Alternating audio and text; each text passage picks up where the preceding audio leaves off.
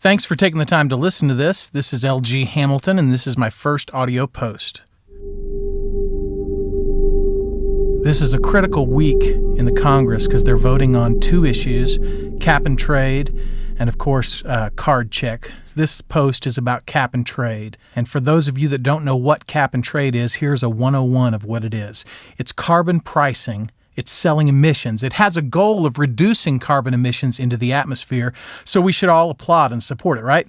Actually, it's a two-armed scheme. The first is, one, to make you think that liberals love the environment and want to protect it, and two, to earn revenue for the government. So here goes. Let's reduce greenhouse gas emissions by capping the legal amount a company can emit.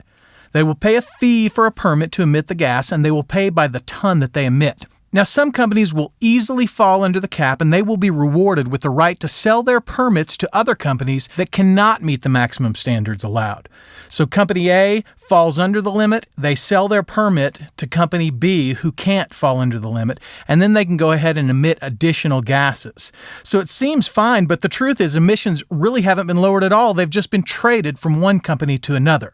Now, for the companies that exceed the limit that they have permits for, they're not punished with jail time like you might think. They're simply charged additional money for exceeding the limit. So the goal was never to stop the emissions. It was never to put a limit on the emissions. It was to make money on what the government knows will happen.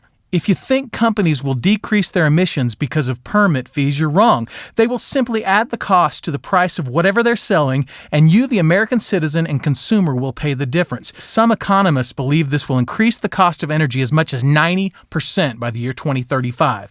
All cap and trade does is force people to spend more money on their energy bills and less in the economy, thus a slower economy, which means less production, higher unemployment, and reduced income. This is bad news for America.